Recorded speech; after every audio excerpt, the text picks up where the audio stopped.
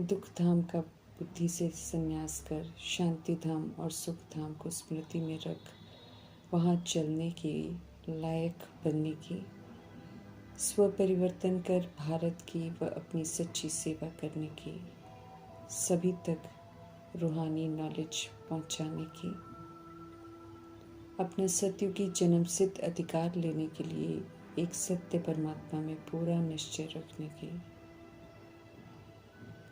ईश्वरीय पढ़ाई रोज जरूर पढ़ने की, सत्य परमपिता परमात्मा की हम आत्माओं के लिए आज की मुरली से शिक्षाएं। एक सत्य परमात्मा संग सभी संबंधों की अनुभूति करने का समय है ये संगम युग। लेकिन सिर्फ अनुभूति नहीं बल्कि सर्व संबंधों से प्राप्तियां भी होती हैं।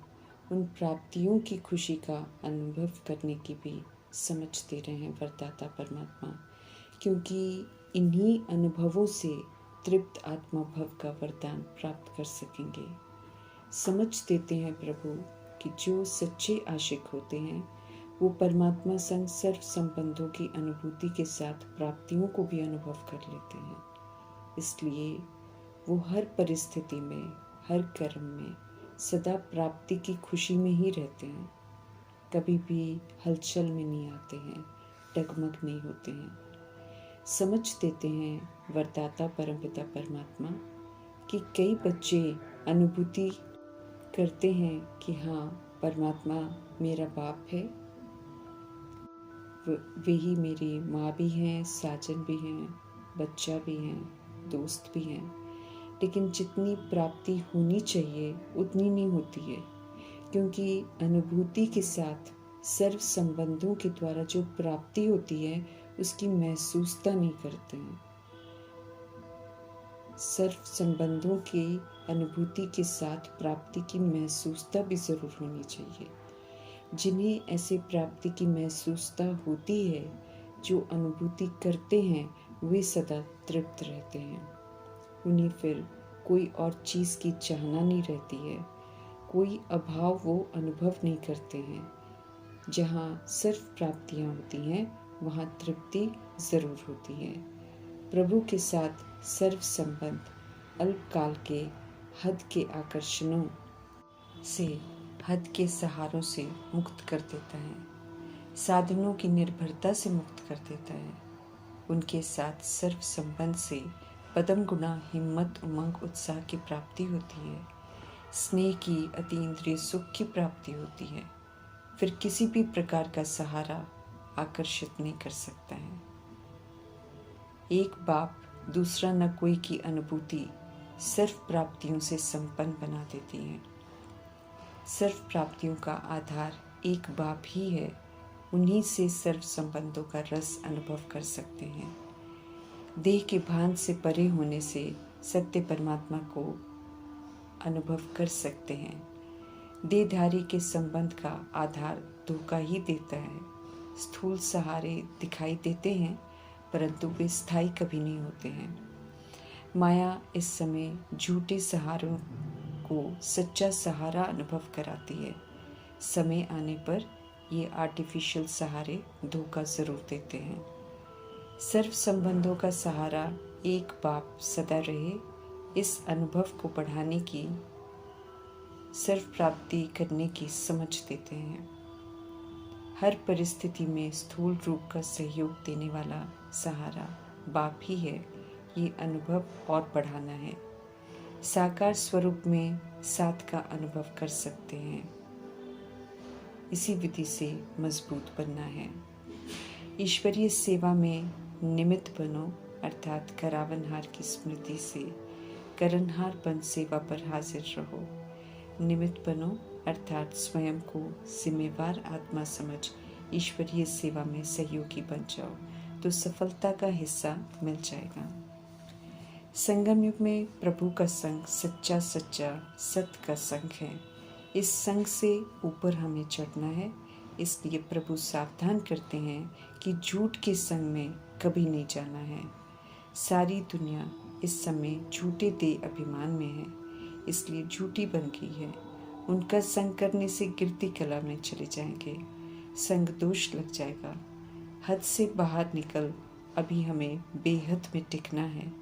आत्मा पुनर्जन्म में आकर बहुत लंबा पाठ बजाती है, इसलिए बुद्धि में स्वदर्शन चक्र फिरता रहे। इसके फिरने से अनादि आदि विशेषताएं इमर्ज होंगी और देह अभिमान खत्म होता जाएगा। ये ड्रामा फिक्स है, 5000 वर्ष का चक्र फिरता ही रहता है। बुराइयों की अति हो जाती है तो विनाश भी होता है। हम सब फिर वापस घर जाते हैं। जाने से पहले पावन बनना होता है। इन सारी बातों को बुद्धि में रखकर बेहद में टिकना है। फिर से हम आत्माओं को मीठा बनना है। ओरिजिनल रूहानियत में मिठास है। स्वीट साइलेंस होम के हम सब रहने वाले हैं। स्मृति दिलाते हैं।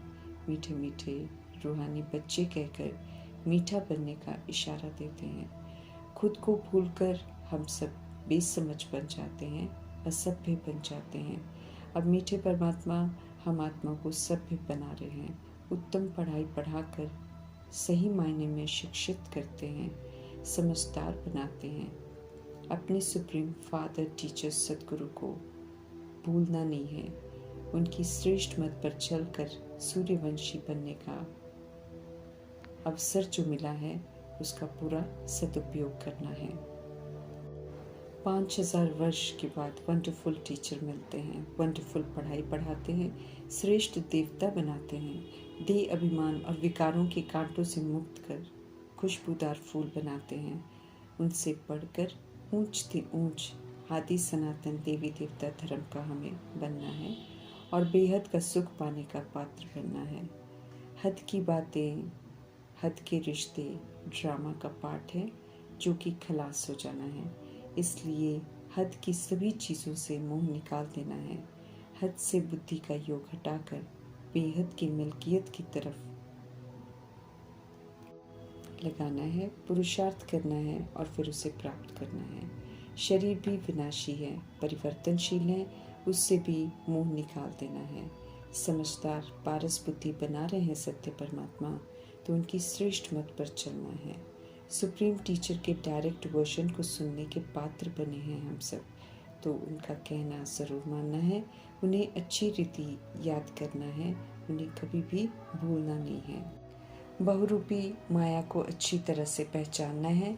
माया पढ़ाई छुड़ाएगी, देह अभिमान में लाएगी, इसलिए हमें खबरदार रहना है। माया का संग नहीं करना है। नहीं पढ़ने का मन करे तो भी पढ़ते रहना है। ऊपर चढ़ने का जो सच्चा संग मिला है उसे नहीं छोड़ना है। बाकी सारे संग उतराई के हैं, इसलिए उनसे दूर रहना है। इस अंतिम जन्म में अब वहाँ चलने का पुरुषार्थ करना है जहाँ कोई अप्राप्त वस्तु नहीं होती है।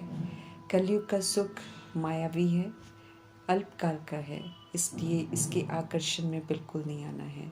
याद की यात्रा से हमें पावन बनना है। पवित्रता के सागर परमपिता परमात्मा की याद में रहेंगे तो स्वतः ही पवित्र होते जाएंगे। अंतमति सुगति अच्छी हो जाएगी। पुरुषार्थ एक्यूरेट हो, नष्ट मोह स्मृति स्वरूप बन जाएं। उसके लिए मुख्य कुछ बातें जो हैं वो बुद्धि में रखने को कहते हैं। जैसे विनाश तो होना ही है, हमें घर वापस जाना भी ज़रूर है, तो पावन ज़रूर बनना है। फिर सुखधाम स्वर्ग में आना है, इसलिए दैवी गुण भी धारण करने हैं। संपूर्ण निर्विकारी बेदाग हीरा बनना है। हर चीज़ को हमें यथार्थ रियलाइज़ करना है, इसलिए साक्षात्कार की चाहना नहीं रखनी है। हम सब संगम योगी ईश्वरीय परिवार के हैं, हमें ये याद रखना है। कलयुग को पीट करके सतयुग के लिए खुद को तैयार करना है। दुख धाम से दुख की प्राप्ति होनी है, इसलिए बुद्धि का योग जो है वहाँ से हटाकर बुद्धि से उसका संन्यास करना है। उससे बेहद का वैराग रखना है। श्रीमत पर चलकर अपने लिए स्वर्ग स्थापन करना है। अपना ब्रह्मापन ज्ञान को धारण कर अपने लिए स्थापना करनी है। विष्णुपन जो धारण किया है उसे सेवा पर लगाना है। स्वदर्शन चक्र, शंख ध्वनि, श्रेष्ठ कर्मों की गदा और कमल आसन के अलंकार को यूज करना है। अनादि आदि विशेषताओं के संस्कार को पक्का करना है। श्रेष्ठ कर्म कर हिसाब किताब सारे सेटल करने हैं। शंकर बन, दे अभिमान को खत्म कर आत्म अभिमानीपन, नष्ट मोहा, स्मृति स्वरूप बनना है। सत्य बाप को यथार्थ जानना है, फिर उनके द्वारा सब कुछ वर्ल्ड का अच्छी तरह समझना है। तमो प्रधान से सतो प्रधान बनने की विधि समझकर उसे अपनाकर फिर औरों को भी समझाना है। अभी हम सब पारस बुद्धि बन रहे हैं। पत्थर बुद्धि वाला कोई कर्म अब हमें नहीं करना है। रूहानी नॉलेज को रूह पर सुनेंगे तो यथार्थ समझ में आएगी हर बात, फिर यथार्थ उसी प्रमाण चलेंगे। हर आत्मा प्रभु का बच्चा है, इसलिए सभी को उनके वर्षे पर पूरा अधिकार है। यही वजह है कि छोटे शरीरों में जो बच्चे हैं उन्हें भी समझाना है। उनका बुद्धि का योग सत्य परमात्मा संग लग जाए, वे भी अपना हक लें। जीवन में रहते सर्व बंधनों से मुक्त रहने की कला सिखाते हैं प्रभु, तो उसी प्रमाण जीवन को जीना है और जीवन मुक्ति के संस्कार बनाने हैं। रूहानी ज्ञान देने वाले सुप्रीम रूह को कभी भी नहीं भूलना है और सभी को आत्मा भाई भाई समझना है। सत्य की समझ सत्यम शिवम सुंदरम से ही मिलती है। सच्चाई तो भगवान ही सिखाते हैं, वे ही ऐसे सुकर्म सिखाते हैं जो कि देवता बना दे।